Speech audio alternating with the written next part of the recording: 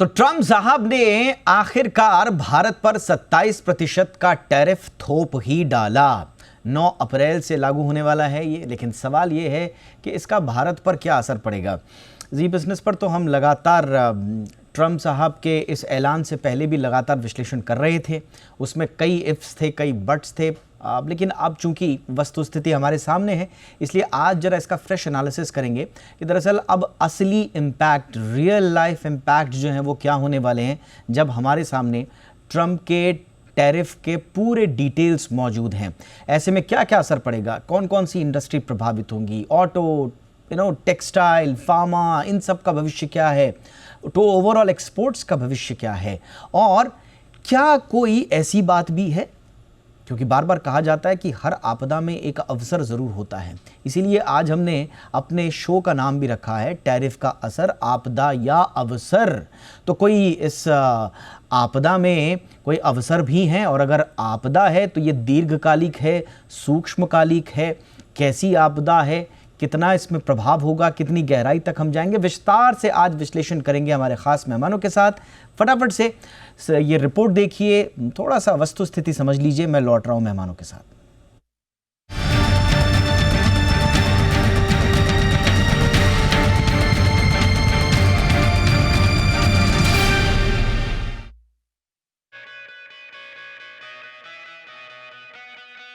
America ने अपने tariff war से दुनिया को चौंका दिया है। ट्रंप के इस टैरिफ का झटका भारत को भी लगा। ट्रंप ने भारत पर 27% का टैरिफ लगाया, जिसे उन्होंने काइंड रेसिप्रोकल टैरिफ कहा है। उनका दावा है कि भारत अमेरिकी सामानों पर औसतन 52% तक टैरिफ वसूलता है, जबकि अमेरिका अब तक भारत से आयात पर बहुत कम शुल्क लेता था। इसलिए 9 अप्रैल से भारत से अमेरिका जाने वाले सामानों पर 27% टैरिफ लागू होगा। लेकिन कुछ सेक्टर्स जैसे फार्मास्यूटिकल्स, सेमीकंडक्टर्स और चुनिंदा ऊर्जा उत्पादों को इस टैरिफ से छूट दी गई है। ऑटो इंडस्ट्री की बात अगर करें तो भारत अमेरिका को हर साल करीब 6.79 बिलियन डॉलर के ऑटो पार्ट्स और वाहन निर्यात करता है, लेकिन 27% टैरिफ के बाद इनकी कीमतें बढ़ेंगी, जिससे अमेरिकी बाजार में भारतीय ऑटो कंपनियों की प्रतिस्पर्धा कम हो सकती है। विशेषज्ञों का कहना है कि टाटा मोटर्स, महिंद्रा और अपोलो टायर्स जैसी कंपनियों पर दबाव बढ़ेगा। लेकिन दूसरी तरफ अगर भारत मेक इन इंडिया को बढ़ावा दे और घरेलू मांग पर फोकस करे तो लंबे समय में नुकसान को कम किया जा सकता है। सवाल ये है कि क्या हमारी ऑटो इंडस्ट्री इस चुनौती को अवसर में बदल पाएगी। अब बात टेक्सटाइल की करते हैं। भारत का टेक्सटाइल और अपैरल निर्यात अमेरिका में 9.6 बिलियन डॉलर का है, जो कुल निर्यात का 28% है। 27% टैरिफ से कीमतें बढ़ेंगी और बांग्लादेश और वियतनाम जैसे देशों से प्रतिस्पर्धा का खतरा बढ़ेगा। लेकिन एक सकारात्मक पहलू भी है। ट्रंप ने वियतनाम पर 46% और थाईलैंड पर 36% टैरिफ लगाया है, जो भारत से कहीं ज्यादा है। ऐसे में भारतीय टेक्सटाइल को अमेरिकी बाजार में फायदा मिल सकता है। तो क्या ये सेक्टर संकट में डूबेगा या नई ऊंचाइयों को छुएगा? फार्मा सेक्टर के लिए अच्छी खबर है। भारत अमेरिका को 12.72 बिलियन डॉलर की जेनेरिक दवाएं और फार्मा उत्पाद निर्यात करता है, और ट्रंप ने इस सेक्टर को टैरिफ से छूट दी है। इसका मतलब ये हुआ कि जेनेरिक दवाओं पर 27% टैरिफ नहीं लगेगा। सन फार्मा, सिप्ला, डॉक्टर रेड्डीज जैसी कंपनियां राहत की सांस ले सकती हैं। फिलहाल तो फार्मा इंडस्ट्री मजबूत स्थिति में दिख रही है। तो क्या भारत को इस टैरिफ से फायदा होगा या नुकसान? इसे लेकर विशेषज्ञों का मानना है कि शॉर्ट टर्म में भारत को 7 से 8 बिलियन डॉलर का नुकसान हो सकता है, खास करके auto, James and jewellery, electronic sector में। लेकिन लंबे समय में अगर भारत नए बाजारों जैसे यूरोप और मध्य पूर्व की ओर रुख करे और घरेलू उत्पादन बढ़ाए तो ये चुनौती अवसर में बदल सकती है। सरकार भी अमेरिका के साथ द्विपक्षीय व्यापार समझौते यानी BTA पर तेजी से काम कर रही है, जो टैरिफ के असर को कम कर सकता है। अब जरा दुनिया के बाकी देशों पर नजर डालते हैं। ट्रंप ने भारत के अलावा कई देशों पर भी टैरिफ की मार डाली है। चीन पर 34% टैरिफ, जो तकनीक और मैन्युफैक्चरिंग पर बड़ा झटका देगा। वियतनाम पर अमेरिका ने 46% टैरिफ लगाया है, जो सबसे ज्यादा प्रभावित देशों में से एक है। थाईलैंड पर 36% का टैक्स लगाया गया, जिसका असर ऑटो और टेक्सटाइल सेक्टर पर पड़ेगा। कंबोडिया पर 49% टैरिफ, जो छोटी अर्थव्यवस्था के लिए भारी मार है। यूनाइटेड किंगडम और ब्राजील पर 10% का टैरिफ लगाया गया, जिसका सबसे कम प्रभाव पड़ेगा। यूरोपियन यूनियन पर 20% का टैरिफ लगाया गया, जिसका कोई खास असर नहीं पड़ेगा। ट्रंप का कहना है कि ये टैरिफ अमेरिकी उद्योगों को बचाने और व्यापार घाटे को कम करने के लिए है। लेकिन क्या ये वैश्विक ट्रेड वॉर की शुरुआत है? और ये सवाल हर किसी के मन में है। ट्रंप का ये टैरिफ भारत के लिए एक दो धारी तलवार है। जहां ऑटो और टेक्सटाइल जैसे सेक्टर पर दबाव बढ़ेगा, वहीं फार्मा और कुछ हद तक टेक्सटाइल को फायदा भी हो सकता है। लेकिन असली खेल अब भारत सरकार और उद्योग के हाथ में है। क्या हम इस संकट को अवसर में बदल पाएंगे? क्या नए बाजारों की तलाश और घरेलू उत्पाद हमें मजबूत बनाएंगे? इन सवालों के जवाब आने वाले दिनों में मिल पाएंगे। ब्यूरो रिपोर्ट, जी मीडिया। स्वागत करते हैं आज के बहुत ही खास मेहमानों का। हमारे साथ सबसे पहले जुड़ रहे हैं अजय बग्गा सर, जाने माने मार्केट एक्सपर्ट हैं। बहुत बहुत स्वागत है बग्गा सर आपका शो पे। हमारे साथ जुड़ रहे हैं अजय दुआ सर, जो कि पूर्व कॉमर्स सेक्रेटरी हैं। बहुत बहुत स्वागत है दुआ सर आपका शो पे। और हमारे साथ हैं doctor Ajay Sahay, DG and CEO FIEO। बहुत बहुत स्वागत है डॉक्टर सहाय आपका भी हमारे शो पे।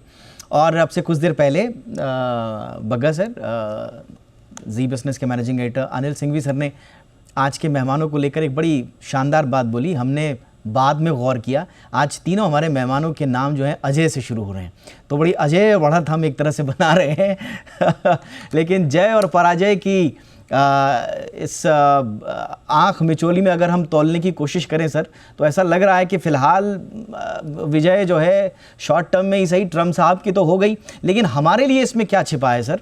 भारत के लिए इसमें कोई मौके हैं, जय है, या फिर चारों ओर पराजय ही दिखाई दे रही है? भारत पर असर सर?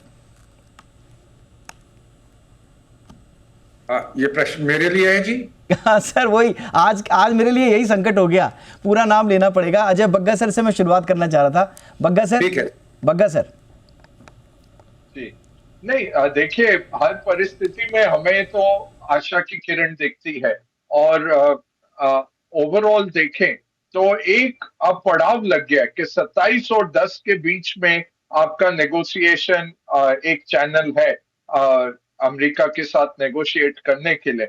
और सहाय साहब का भी वक्तव्य मैं आज पढ़ रहा था सवेरे कई मीडिया आउटलेट्स में, तो $80 बिलियन रफली इंपोर्ट है हमारा अमेरिका के साथ, $4 ट्रिलियन की इकोनॉमी के लिए। ठीक है, वर्स टू वर्स, सबसे बुरा भी अगर एक कॉन्सिक्वेंस आए तो लगभग 25 से 30 बिलियन डॉलर का हमारा इंपोर्ट हो सकता है कि कट जाए।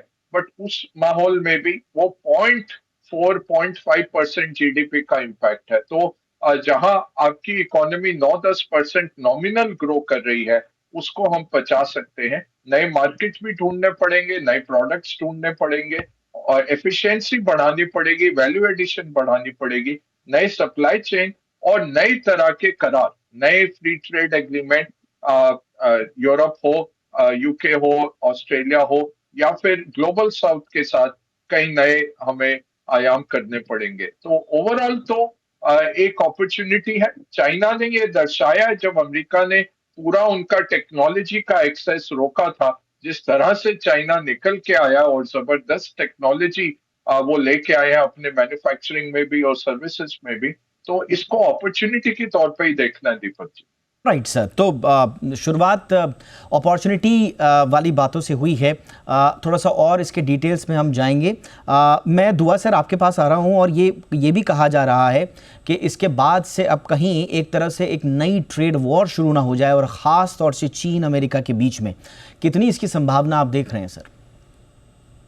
मैं इसको रूल आउट नहीं करता जी। कारण जो चीन के ऊपर इतना भारी, चीन के प्रोडक्ट्स के ऊपर 34% ड्यूटी जो लगाई गई है मिला के, उससे चीन के काफी सामान, कई प्रकार का सामान जो आज USA में आराम से लिया जाता है, वो महंगा हो जाएगा। वो महंगा होने के साथ उसके लिए डिमांड कम हो जाएगी, मांगनी कम हो जाएगी USA में, और इससे जरूर अवश्य प्रभाव होगा चीन की इकोनॉमी का। चीन इसलिए ये नहीं हम अपेक्षा कर सकते कि चीन चुप करके बिना कोई रिएक्शन से इस चीज को सहन करेगा। चीन पहले ही कह रहा है कई दिनों से कि हम WTO में बिलीव करते हैं, WTO मतलब फ्री ट्रेड में बिलीव करते हैं, हम प्रोटेक्शनिज्म नहीं चाहते। चाहे वो दूसरी बात है कि चाइना के रेट चाहे कम हों, पर उन्होंने अपने बहुत किस्म के ट्रेड बैरियर्स लगाए हुए हैं। वो ट्रेड बैरियर मैं कहूंगा not even non tariff barriers, because वो स्पष्ट रूप से कि ये आइटम नहीं आ सकता, ये आइटम को हम ऐसा सब्जेक्ट क्वालिटी स्टैंडर्ड डाल देंगे, ये वो बहुत चीजें करते हैं। तो पर अब उनको ये अवश्य फर्क पड़ने वाला है कि 34% ड्यूटी जो उनके प्रोडक्ट्स के ऊपर लगेगी, वो भी अमेरिका के बहुत प्रकार के प्रोडक्ट्स के ऊपर एक काउंटरवेलिंग ड्यूटी कहिए या आप रेसिप्रोकल ड्यूटी कहिए, वो कुछ अगले कुछ ही दिनों में आ जाएगी। और इसके साथ साथ जो कंट्रीज और बहुत सफर होंगी अमेरिका के इस स्टेप से, वो हैं उनके ही नेबर्स कनाडा और मेक्सिको। तीनों ये देश यूएस के साथ बहुत इनका घनिष्ठ ट्रेड संबंध था और उनके बीच में ट्रेड वॉर शुरू हो जाना मैं रूल आउट नहीं करता। भारत जरूर हमारे लिए यूएस से इंपॉर्टेंट डेस्टिनेशन है। हमारा 17 से 18% एक्सपोर्ट्स यूएसए के साथ ही है, वो हमारे लिए महत्व रखता है। पर हमारा अगर वॉल्यूम देखा जाए 70 बिलियन या 75 बिलियन, वो इतना ज्यादा नहीं है। ठीक है, वहां पे 2-3 आइटम्स हमारे लिए महत्व रखते हैं, टेक्सटाइल्स, फार्मास्यूटिकल्स और अब इलेक्ट्रॉनिक्स और जेम्स एंड ज्वेलरी, ये सारी लेबर इंटेंसिव इंडस्ट्रीज हैं हिंदुस्तान में। और हम नहीं चाहेंगे कि हमारे ये एक्सपोर्ट्स कम हो और इनमें value. Absolutely sir, absolutely sir. इसी से जुड़ा हुआ एक सवाल भी है और इसमें कुछ लोग एक आशा की किरण भी ढूंढ रहे हैं, एक मौका भी ढूंढ रहे हैं। जैसा हमने शो का नाम ही रखा है आपदा या अवसर, तो इस आपदा में एक अवसर ये भी खोजा जा रहा है डॉक्टर सहाय कि चीन से अगर प्रतिस्पर्धा बढ़ती है अमेरिका की, तो स्वाभाविक रूप से चीन पर ऊंचे टैरिफ से भारत को अमेरिकी बाजार में प्रतिस्पर्धात्मक एक लाभ मिल सकता है, एक एज मिल सकती है। इससे, इस आर्गुमेंट से आप कितने सहमत हैं सर? यहाँ पर कुछ संभावनाएं हमारे पक्ष में जाती हुई दिख रही हैं? देखिए, हम लोग ने एक अभी एनालिसिस की थी, उसमें जो 175 टैरिफ लाइंस हैं 6 डिजिट पे, उनकी एनालिसिस की थी, जिसका टोटल यूएस इंपोर्ट्स करीब 1.2 ट्रिलियन डॉलर है। चाइना का एक्सपोर्ट प्रोडक्ट का $250 बिलियन है, हमारा एक्सपोर्ट $43 बिलियन है। इन 175 प्रोडक्ट में जब चाइना से हमारा ड्यूटी डिफरेंस जो है आज की डेट में मिनिमम 28% है, और चाइना पे रफली 65% प्रोडक्ट पे प्रीवियस 25% टैरिफ भी चल रहा है। सो नंबर ऑफ प्रोडक्ट में डिफरेंस हमारे पास 53% है। तो बहुत बड़ी अपॉर्चुनिटी है कि जो प्रोडक्ट्स हैं वो चाइना की जगह इंडिया की ओर शिफ्ट हो, और ये शिफ्टिंग ना खाली चाइना के साथ होगी, बहुत से प्रोडक्ट जो वियतनाम एक्सपोर्ट कर रहा है, वियतनाम से हमारा ड्यूटी डिफरेंस भी अब करीब 20% का हो रहा है, तो वो भी शिफ्टिंग होगी। शॉर्ट पॉइंट ये है कि जिन कंट्री पे रेसिप्रोकल टैरिफ इंडिया से कम हुआ है, वो हमारे लिए एक चैलेंज करेंगे। जिन पे इंडिया से ज्यादा टैरिफ है, वो हमारे लिए अपॉर्चुनिटी देंगे। तो एक मिक्स्ड रिएक्शन रहेगा, एक परफेक्ट सिचुएशन नहीं कि हर जगह हमें एडवांटेज मिलेगा, कुछ जगह हमें नुकसान भी होगा, but by and large tariff war का इंडिया को फायदा होगा। हम ये भी देख रहे हैं टैरिफ वॉर के साथ एक realignment of global value chain भी होगा, और ग्लोबल वैल्यू चेन में यूएस कॉन्शियस एफर्ट कर रहा है कि वो चाइना को बाईपास करे, जिसमें इंडिया एक बहुत इंपॉर्टेंट रोल प्ले कर सकता है। हमें ये भी देखना होगा कि इस अपॉर्चुनिटी के लिए हम तैयार रहें, हमें उस तरह की कैपेसिटी क्रिएट करनी पड़ेगी, इंडस्ट्री को उस तरह का इन्वेस्टमेंट लाना पड़ेगा, हमें अपना क्वालिटी एंड कंसिस्टेंसी पे फोकस रखना पड़ेगा, जिससे हम जो अपॉर्चुनिटी आ रही जो कि पेपर पे है उसको एक्चुअली हम एनकैश करा सकें। तो हम लोग एक बहुत पॉजिटिव वे में टैरिफ वॉर को देख रहे हैं। साथ ही साथ जिन कंट्री के साथ हम डिसएडवांटेजेस पोजीशन पे भी अभी हैं, बीटीए उसको चेंज कर सकता है। बीटीए में हम जो 26% टैरिफ है उसको 0 या 10% पे ला सकते हैं। तो एक ओवरऑल बहुत अच्छी अपॉर्चुनिटी है, लेकिन अपॉर्चुनिटी को हमें एनकैश कराने की जरूरत है, और शायद उसके लिए इंडस्ट्री को भी बहुत एक्टिव रोल प्ले करना पड़ेगा। इंपॉर्टेंट आपने बात बोली है सर, और मैं एक छोटे से ब्रेक के लिए रुक रहा हूँ। ब्रेक के उस पार मैं आपकी इसी बात पे, जो कि बहुत इंपॉर्टेंट है इस पूरे घटनाक्रम में, और वो है realignment of global value chain. अब इसके लिए क्या हम तैयार हैं, भारत तैयार है या नहीं है? अपॉर्चुनिटीज़ की तो बात हो रही है, बट उन अपॉर्चुनिटीज़ को इनकैश करने के मौके पहले भी आए थे, और लेकिन हम क्या उनको भुना पाए? चाइना +1 का इतना बड़ा मौका था हमारे पास, क्या हम उसको भुना पाए?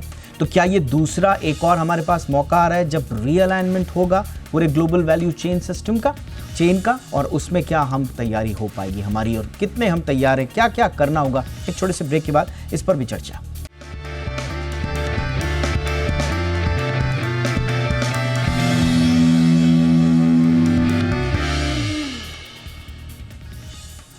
ब्रेक के बाद आपका स्वागत है। तो टैरिफ का असर, आपदा या अवसर, चर्चा कर रहे हैं हम खास मेहमानों के साथ।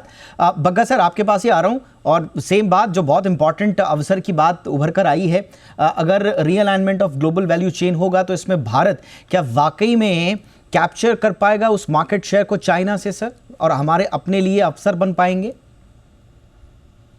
देखिए, उम्मीद तो है, अपॉर्चुनिटी बहुत बड़ी है। आज देखें तो वियतनाम $150 बिलियन का इंपोर्ट कर रहा है अमेरिका को, तो और भारत इतना बड़ा देश होते हुए भी हम $80 बिलियन भेज रहे हैं।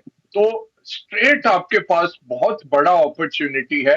जो सहाय साहब ने भी कहा कि इतना डिफरेंशियल है मार्जिनल टैरिफ पे, तो वो भी एक आपको उम्मीद देता है। तो अपॉर्चुनिटी है, इसको कैसे भुनाया जाए ये बहुत इंपॉर्टेंट रहेगा। तो एक गवर्नमेंट का इकोसिस्टम चाहिए, एक पीएलआई स्कीम चाहिए, और साथ में फॉरेन कैपिटल को आमंत्रित करना पड़ेगा कि आइए आप फैक्ट्रियां डालिए, यहाँ पे बनाइए भारत में, और हम यहाँ से पूरा इंपोर्ट करेंगे विश्व भर में, और हमारे घरेलू जो दिग्गज कंपनी है उनको भी प्रोत्साहन दिया जाए। तो एक इकोसिस्टम चाहिए, चाइना +1 का, वियतनाम +1 का, और अब यह है चाइना सरोगेट +1, जो मेक्सिको या वियतनाम या थाईलैंड में जो चाइना +1 लगा हुआ था, या लाओस और कंबोडिया में, उसको भारत में कैसे बनाया जाए, वो बहुत जरूरी है। तो इसमें अगर टास्क फोर्स रहे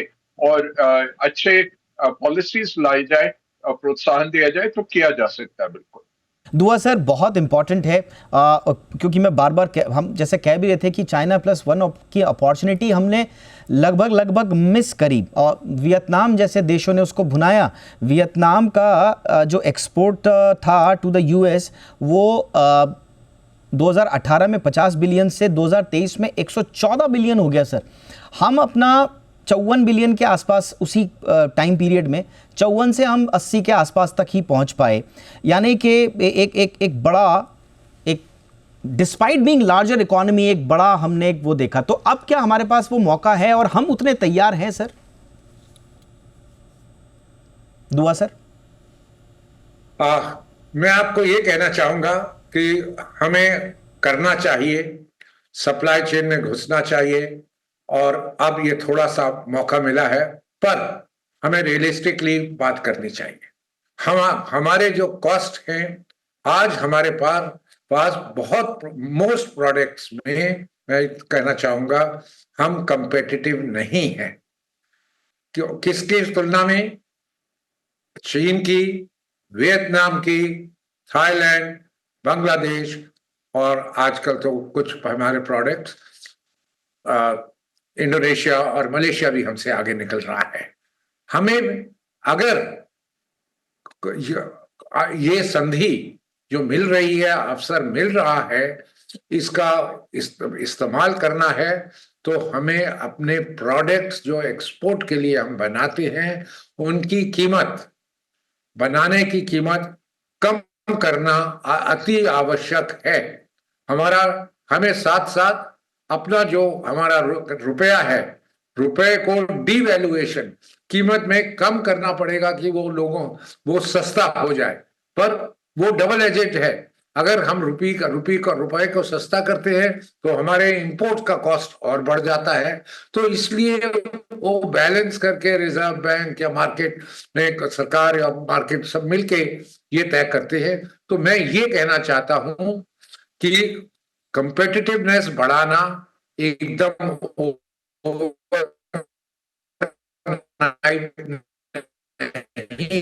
थोड़ा सा नेटवर्क में भी इशू आ रहा है सर। मैं डॉक्टर साहब आप ही के पास चलूंगा सर। आप ही ने इस पे क्योंकि ध्यान भी दिलाया शो के दौरान, तो अब आज से ही आपसे मैं समाधान भी पूछ रहा हूं सर।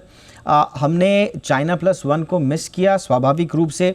हमारा वीकर इंफ्रास्ट्रक्चर, हमारे slower reforms, land acquisition delays, logistic costs आज भी जीडीपी के 14% पे बनी हुई है सर।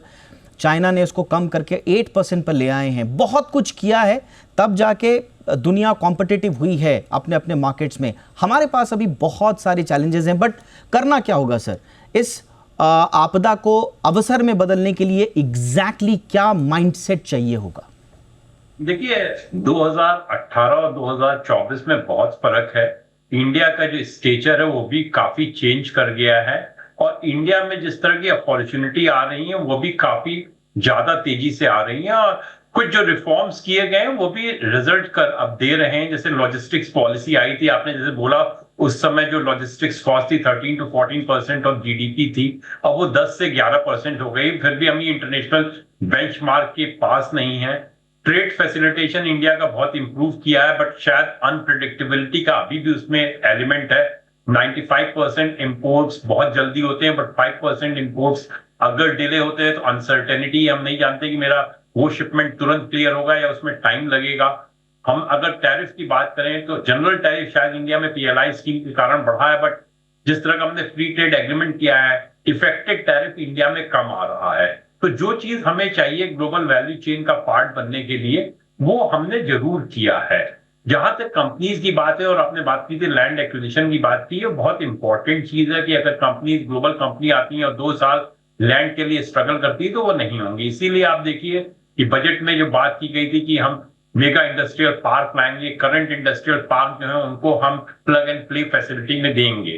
तो ये बहुत इंपॉर्टेंट कदम रहेगा, क्योंकि अगर हम plug and play facility create करते हैं तो ना खाली ग्लोबल कंपनीज आएंगी, जो इंडियन एमएसएमईज हैं वो अभी हम लोग के एस्टिमेट से 70-80% अपनी जो कैपिटल है वो लैंड या बिल्डिंग बनाने में खर्च कर देते हैं। उनके पास मशीनरी के लिए पैसे नहीं रहते। तो अगर आप प्लग एंड प्ले फैसिलिटी देंगे तो वो अपना पूरा investment towards competitive manufacturing machinery या टेक्नोलॉजी के लिए यूज कर सकते हैं। तो अब जो स्टेप लिए गए वो काफी इफेक्टिव स्टेप है। वियतनाम में भी सिचुएशन चेंज हो गई। वियतनाम में अनएम्प्लॉयमेंट रेट इतना लो आ गया है कि उनके पास और इंडस्ट्री में वर्कर्स की कमी पड़ रही है। तो सिचुएशन चेंज हो गई है। इकोसिस्टम इंडिया में डेफिनेटली बेटर हुआ है, लेकिन अभी बहुत से हमें काम करने पड़ेंगे। जैसे कॉस्ट ऑफ क्रेडिट है वो इंडिया में अभी हाई है। Of course cost of credit deposit cost से लिंक्ड है। इलेक्ट्रिसिटी टैरिफ इंडिया में भी बहुत हाई है। तो इंडस्ट्री को जो कॉम्पिटिटिव बनाने के लिए हमारे कोलीग्स ने किया है वो बहुत इंपॉर्टेंट है। शायद उस दिशा में हमें और काम करने पड़ेंगे, और जो अपॉर्चुनिटी इस बार है उनको हमें शायद सब लोग को मिलकर समझना पड़ेगा, और इस अपॉर्चुनिटी को हाथ से बाहर हमें जाने नहीं देना चाहिए। Totally sir. बग्गा सर बहुत संक्षेप में कैसे अट्रैक्ट करें सर, ये जो रिलोकेट होंगी सप्लाई चेन्स, इनको हम कैसे अट्रैक्ट करें और क्या तैयारी करें? वही जो बात करी दीपक जी के इकोसिस्टम बनाना है, सरकारी पॉलिसीज चाहिए, साथ में रिफॉर्म्स चाहिए। जैसे लैंड की बात करी सहाय सर ने कि आप जाके गवर्नमेंट एक्वायर करके इंडस्ट्रियल पार्क्स बना के तैयार रखे। चाइना में जिस तरह से 1 साल में टेस्ला की फैक्ट्री तैयार हो गई थी, हमारे यहाँ कितना टाइम लग जाता है। और सेंट्रल गवर्नमेंट लेवल पे काफी सहूलियत है, बट जब आप डिस्ट्रिक्ट लेवल पे जाते हैं तो जितनी आपके इंस्पेक्टर्स हैं, जितना आपका पेटी ब्यूरोक्रेसी से इंटरफेरेंस है, वो बहुत जबरदस्त है। तो मेक इन इंडिया काफी मुश्किल है, ईज ऑफ डूइंग बिजनेस काफी मुश्किल है on the ground level factory वालों के लिए। बड़ी कंपनियां तो मैनेज कर लेती हैं, बट एसएमई एमएसएमई वालों के लिए मुश्किल है। तो वो सब एक इकोसिस्टम की जरूरत है। सर दुआ सर, कुछ और अभी क्या बैक चैनल हमारे पास डिप्लोमेसी या पॉलिसी इंटरवेंशंस या द्विपक्षीय बातचीत के क्या दरवाजे अभी भी खुले हैं सर, कि हम थोड़ा सा जो हमारे ऊपर जो असर आएगा उसके नुकसान को हम कुछ कर पाएं या फ्यूचर के लिए बेटर नेगोशिएशंस कर पाएं? दुआ सर। देखिए, अमेरिका जरूर चाहता है अब कि हिंदुस्तान, भारत और अमेरिका के संबंध और घनिष्ठ हों। और उसमें पहली चीज मैं ये कहना चाहूंगा कि भारत के सरकार को, जो अमेरिका ने जरूर ये पहले काफी देर से चेतावनी दी हुई थी कि भारत के रेट्स ज्यादा हैं और हम जैसे नए ट्रम्प साहब की एडमिनिस्ट्रेशन आएगी हम एक्शन लेना चाहेंगे। और रेसिप्रोकल टैरिफ्स का भी वो बातचीत पिछले 15-20 दिनों से स्पष्ट रूप से कह रहे थे। 2 तारीख को मैं ये कार्यान्वित करने वाला हूं। इसके अभी तक हमारी ट्रेड एग्रीमेंट की बातचीत शुरू हुई है। टर्म्स एंड रेफरेंस 2 दिन पहले ही हमने फाइनल किए हैं कि किस चीज के ऊपर चर्चा होगी और कब शुरू होगा। मैं चाहूंगा कि भारत कोई नी जर्क रिएक्शन ना ले, मतलब एकदम रिटेलिटरी एक्शन कोई ले चीन, कनाडा, मेक्सिको, EU वगैरह दूसरी परिस्थिति में हम वो नहीं है। हमें अमेरिका की जियोपॉलिटिकली, एनर्जी, टेक्नोलॉजी और ट्रेड में सब चीजों में की आवश्यकता है। तो इसलिए कुछ सहन करके हम अपनी ट्रेड एग्रीमेंट जो यूएसए से बातचीत इसकी मैं बात कर रहा था, आपने बिल्कुल सही कहा। साय सर ने भी इसका जिक्र किया, बग्गा सर ने भी, कि अभी गुंजाइश बची है, BTA में बची है और उसमें हमें बड़े फूंक फूंक कर कदम रखने होंगे। और जैसा आपने सजेस्ट किया कि एकदम से जो कहा जा रहा है कि क्या भारत भी कोई ऐसी जवाबी कार्रवाई करेगा, तो उसमें गुंजाइश जो है उसकी संभावनाओं के अलावा उसकी जो आवश्यकता है उससे इनकार कर रहे हैं। ऐसी कोई आवश्यकता है नहीं भारत को, इसलिए फूंक फूंक कर कदम रखना होगा।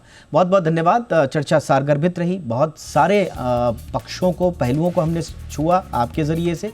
बहुत बहुत धन्यवाद। अजय दुआ सर, वक्त निकाला सर आपने, thank you so much sir. Doctor Sahay sir, thank you so much sir. Ajay Bagga sir, thank you so much sir आपके इनसाइट्स के लिए। शो में इतना ही, इजाज़त दें, नमस्कार।